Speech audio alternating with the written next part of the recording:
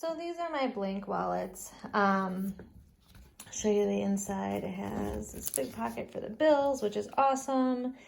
And I just am doing this video because I wanted to show you a little trick that I had learned.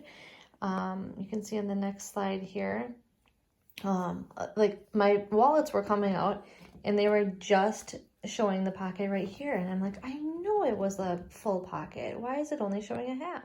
So it was literally melting it. You can see right here it was melting that left side together. So yeah, that just wasn't working for me. So a trick to avoid that is to stick a piece of paper, butcher paper preferably, right in the pocket. Right in the pocket like that. So when you're laying it in your press, it's not going to melt together.